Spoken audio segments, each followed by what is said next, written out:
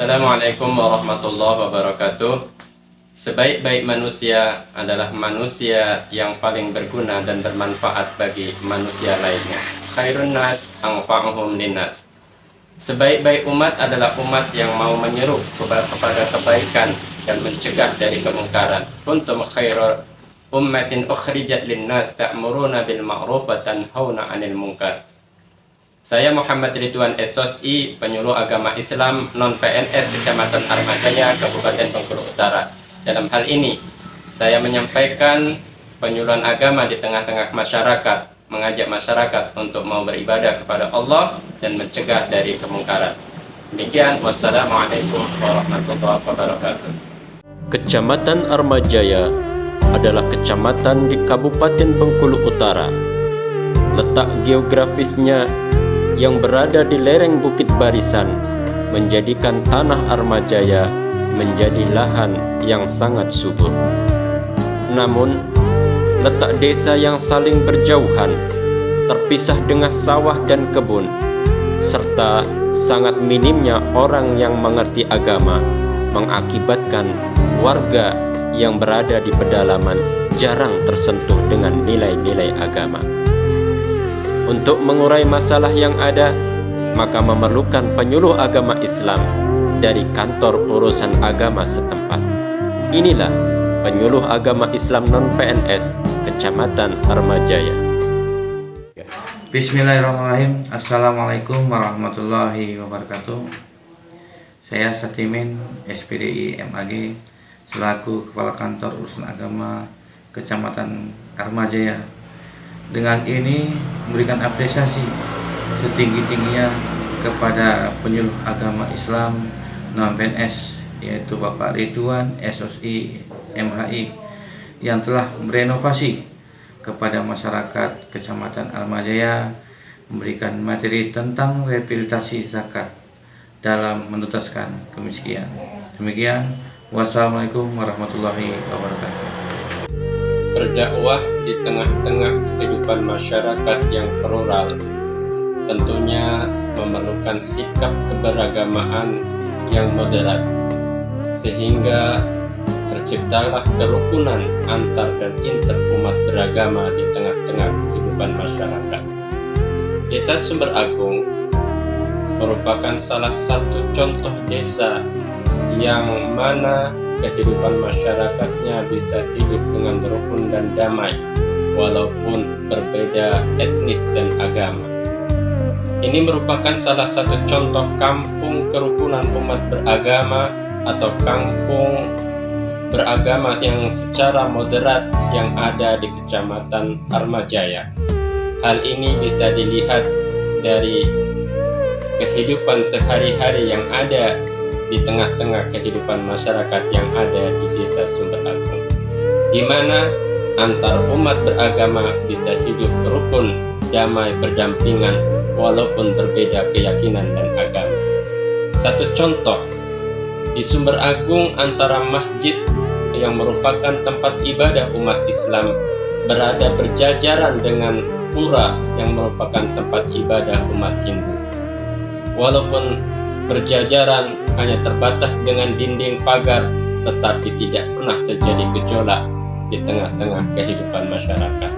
Bahkan ritual ibadah pun di antara umat beragama baik Islam maupun Hindu saling menghormati dan menghargai, bahkan saling membantu antara satu dengan yang lain.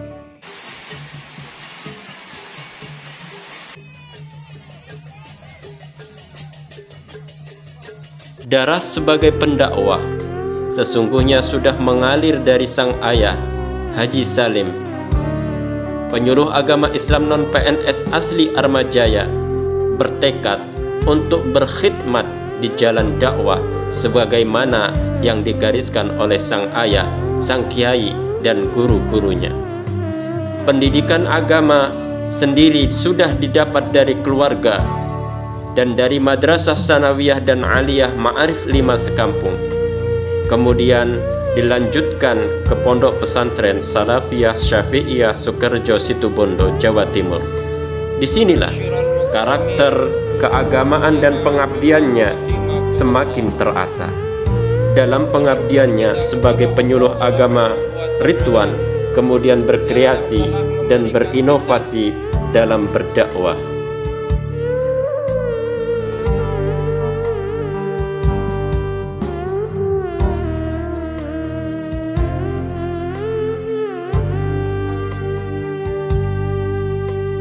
Assalamualaikum warahmatullahi wabarakatuh. Waalaikumsalam warahmatullahi wabarakatuh. Alhamdulillah rabbil alamin wassalatu wassalamu ala sayyidina Muhammadin wa ala alihi washabihi ajmain, amma ba'd. Qala rabbi shrah li sadri wa yassir li amri wa hlul 'uqdatam min lisani yafqahu qawli. Qala mu'allifu rahimahullahu ta'ala wa nafa'ana bihi wa bi ulumihi fi dharain amin. Kita lanjutkan pembacaan kitab Tangkihul Qaul. Pada kesempatan ini kita akan membahas tentang sholat, fadilah sholat Jumat. Al-babul ashiru fi fadilatil Jumu'ah. Bab yang ke-10 menerangkan tentang keutamaan sholat Jumat. Bismillahirrahmanirrahim. Wa qala an-nabiy sallallahu alaihi wasallam, dan Nabi Muhammad sallallahu alaihi wasallam bersabda, Sayyidul ayyami yaumul jumu'ati, yang menjadi rajanya hari, tuannya hari, yaumul jumu'ati, ialah hari Jumat. Jadi kalau menjadi sayyidus syuhur, menjadi rajanya bulan, itu bulan Ramadan. Yang menjadi rajanya hari itu hari Jumat. Hari Jumat itu memiliki keistimewaan yang luar biasa karena dia rajanya hari. Wa qala sallallahu alaihi wasallam, dan bersabda siapa Nabi Muhammad sallallahu alaihi wasallam, man ightasala yaumal jumu'ati kuffirat anhu dhunubuhu wal khatayahu. Barang siapa yang mandi sunnah yaumal jumu'ati pada hari Jumat, kuffirat maka akan dihapus anhu darinya dhunubuhu apa dosa-dosanya, wa khatayahu dan kesalahan-kesalahannya. Jadi dianjurkan kalau hari Jumat sebelum ke masjid itu mandi sunnah Jumat. Barang siapa yang mandi sunnah Jumat maka dihapus dosa-dosa dan kesalahannya. Kita lanjutkan pembacaan kitab Tangkihul Qaul. Pada sore ini kita akan membaca tentang keutamaan berwudu. Al-babus sadisu, adapun bab yang ke-6 fi fadilatil wudu'i, ialah menjelaskan tentang keutamaan berwudu. Qala Nabi sallallahu alaihi wasallam, bersabda sabda Nabi Muhammad sallallahu alaihi wasallam, man tawaddo'a lis-sholati, barang siapa yang berwudu lis-sholati, untuk sholat, wa ahsanal wudu'a, kemudian dia menyempurnakan wudunya, summa qoma ila sholati, kemudian ia mendirikan sholat, summa qoma ila sholati, fa innahu yakhruju min khati'atihi, bahwa sesungguhnya keluar min khati'atihi dari kesalahan-kesalahannya, man kayauma waladathu ummuhu, sebagaimana ia terlahir lagi, sebagaimana ia bersih dari dosa, sebagaimana dia baru terlahir dari perut ibunya. Jadi orang yang berwudu untuk sholat, kemudian wudunya diperbaiki, tidak asal-asalan wudunya, maka seluruh dosanya akan keluar dari dirinya. Dia akan suci seperti terlahir lagi dari perut ibunya. Wa qala Nabi sallallahu alaihi wasallam, dan Nabi bersabda, man tawaddo'a lis-sholati, barang siapa yang berwudu untuk menunaikan sholat, wa shalla, kemudian dia sholat, kaffarallahu, maka Allah akan menghapus dzunubahu, dosa-dosanya, ma bainahu, di antara ma wa bainas sholati wa bainas sholatil ukhra, dan di antara sholat yang lainnya, allati taliha, yang mengiringinya. Kita lanjutkan pembahasan tentang sholat jamaah yang terdapat di dalam kitab Tangkihul Qaul. Bismillahirrahmanirrahim. Al-Babu Sabi'u, ini bab ke-7 fi fadilati sholatil jamaati, menjelaskan tentang keutamaan sholat berjamaah. An Abi Hurairah radhiyallahu anhu, dari Abi Hurairah radhiyallahu anhu, qala, berkata siapa Abu Hurairah, ausani habibi Rasulullah sallallahu alaihi wasallam, berwasiat kepadaku siapa habibi, kekasihku Rasulullah sallallahu alaihi wasallam, yaitu Rasulullah sallallahu alaihi wasallam. Faqala li, kemudian bersabda sabda Nabi li kepadaku, ya Aba Hurairah, wahai Abu Hurairah, sholli, salatlah kamu ma'al jamaati, bersama jamaah, walau kunta jalisan, walaupun kamu sholat dalam keadaan duduk.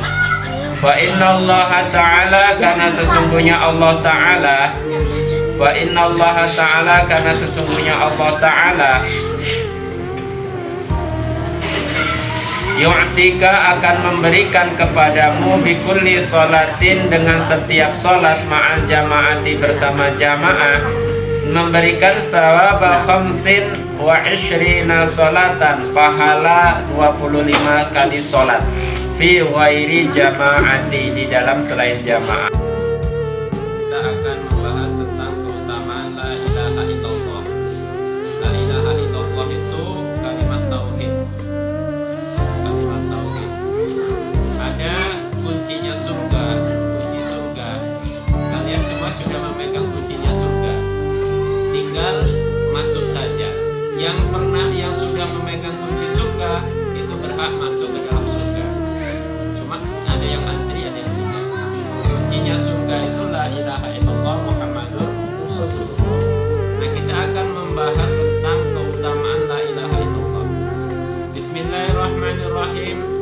Qala Nabi sallallahu alaihi wasallam, bersabda siapa Nabi Muhammad sallallahu alaihi wasallam, man qala kulla yaumin, barang siapa yang mengucapkan setiap hari la ilaha illallah Muhammadur Rasulullah mi'ata marrah, barang siapa yang mengucapkan setiap hari lafaz la ilaha illallah Muhammadur Rasulullah 100 kali. Jadi setiap hari baca la ilaha illallah Muhammadur Rasulullah 100 kali. Ja'a yaumal kiamati, maka dia nanti datang pada hari kiamat, wa wajhuhu kal badri, sedangkan wajahnya bersinar bagaikan bulan purnama. Nanti di hari kiamat ada yang wajahnya gelap karena dia amalnya. Ada yang wajahnya terang seperti bulan purnama, tidak menyilaukan orang, dilihat enak. Siapa? Orang yang istiqomah membaca la ilaha illallah Muhammadur Rasulullah sehari 100 kali. Nah, bisa kalian pakai tasbih misalnya gini, la ilaha illallah Muhammadur Rasulullah 100 kali, insyaallah di yaumil kiamat nanti wajah kalian bagaikan purnama, bening. Wa qala sallallahu alaihi wasallam, dan bersabda siapa Nabi Muhammad sallallahu alaihi wasallam, afdalu dzikri la ilaha illallah, paling utamanya zikir la ilaha illallah. Jadi zikir apa yang paling utama? Kalau ada pertanyaan, la ilaha illallah. Jadi itu zikir yang paling utama. Ada peribahasa mengatakan, man laisa lahu wirdun, barang siapa yang tidak punya wirid, tidak punya zikir, fahuwa kafir, sama dengan musyrik. Jadi orang yang enggak pernah zikir wirid, kalau sholat enggak zikir, enggak wirid, itu sama dengan, maka berzikirlah, karena orang yang berzikir itu hisnun minasyaiton, benteng dari setan, tidak mudah digoda setan. Afdalul zikri la ilaha illallah, paling utamanya zikir la ilaha illallah. Wa afdalud du'a alhamdulillah, dan paling utamanya doa alhamdulillah. Wa qala sallallahu alaihi wasallam, dan bersabda siapa Nabi Muhammad sallallahu alaihi wasallam, Allah ta'ala, Allah berfirman. Hari ini kita akan membahas tentang fadilah iman atau keutamaan iman. Bismillahirrahmanirrahim. Al-babul khamisu fi fadilatil iman, bab kelima tentang keutamaan iman. Qala Nabi sallallahu alaihi wasallam, bersabda sahabat Nabi Muhammad sallallahu alaihi wasallam, al-imanu ma'rifatu biqalbi. Al-imanu adapun iman, ma'rifatun bil qalbi, yaitu mengetahui, mengenal, bil qalbi dengan hati, wa qaulun bil lisani, dan mengucapkan dengan lisan, wa amalun bil arkani, dan mengamalkan terhadap rukun-rukun. Jadi iman itu mengetahui dengan hati, mengucapkan dengan lisan, dan mengamalkan rukun-rukun. Wa qala sallallahu alaihi wasallam, dan bersabda sapa Nabi Muhammad sallallahu alaihi wasallam, al imanu uryanun, iman itu telanjang. Walibasuhu taqwa, dan pakaian dari iman itu adalah takwa. Jadi kalau orang beriman tidak bertakwa, itu sama dengan orang tidak berpakaian. Takwa itu apa? Takwa itu imtithalu awamirihi wa ijtinabu nawahi, melaksanakan perintah Allah dan menjauhi larangan Allah. Jadi orang yang beriman tidak bertakwa, orang beriman tidak mengerjakan perintah Allah, tidak menjauhi larangan Allah, sama dengan orang yang hidup tapi tidak berpakaian. Maka kalau pengen berpakaian imannya, harus bertakwa kepada Allah. Wazinatuhul haya, dan perhiasannya adalah malu. Berpakaian tapi tidak pakai hiasan. Orang pakai pakaian tapi tidak pakai bedak, tidak pakai anting-anting. Maka hiasan daripada iman itu haya, malu. Orang punya iman, bertakwa tapi tidak punya malu, berarti dia punya pakaian tadi tapi tidak berhias. Wasamratuhu al-ilmu, buah daripada iman adalah ilmu. Jadi ingat, iman itu telanjang, pakaiannya adalah takwa, hiasannya adalah malu, dan buah daripada iman adalah takwa. Assalamualaikum warahmatullahi wabarakatuh. Saya Bimbo Muharam selaku masyarakat Desa Dataruyung dan wali santri dalam TPQ Darul Mustafa yang dibina oleh Ustadz Muhammad Ridwan. Saya sangat senang sekali dengan program yang beliau tawarkan. Yang pertama, mampu membaca Al-Quran dengan baik, kemudian mampu menghafal Al-Quran dengan cepat dan baik, dan yang ketiga ditambahkan mampu berbahasa Arab dasar. Oleh karena itu, terima kasih kepada Ustadz Muhammad Ridwan atas program yang diwujudkan ke masyarakat, selain dengan pembelajaran langsung terhadap masyarakat berupa kajian-kajian fikih untuk orang tua yang seperti kami, untuk di masyarakat Desa Dataruyung. Terima kasih. Assalamualaikum warahmatullahi wabarakatuh.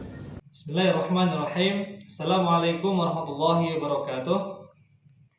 Saya Tasliman Haufi dari Kelurahan Kemumu, Kecamatan Armajaya, ingin memberikan testimoni kepada guru saya tercinta, Al-Mukarram, Al-Mahbub, yakni Al-Ustadz Muhammad Ridwan S.I, terkait kinerja beliau sebagai penyuluh agama di Kecamatan Armajaya. Selama ini dan sejauh ini, kami, khususnya saya mewakili rekan-rekan, sahabat-sahabat, saudara-saudara di Armajaya ini, menilai bahwasanya kinerja beliau Al-Mukarram Al-Ustadz Ridwan ini sangat luar biasa.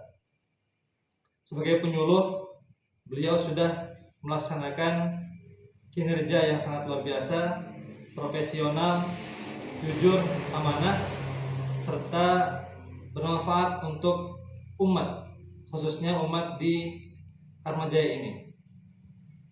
Melainkan dari hal itu, beliau adalah seorang pelopor kebaikan, seorang dai perubah, atau biasa kami sebut motivator, karena sebelumnya banyak di antara kami Atmajaya ini belum mengetahui seberapa jauh agama Islam, seberapa jauh atau seberapa banyak Islam itu ada di sini.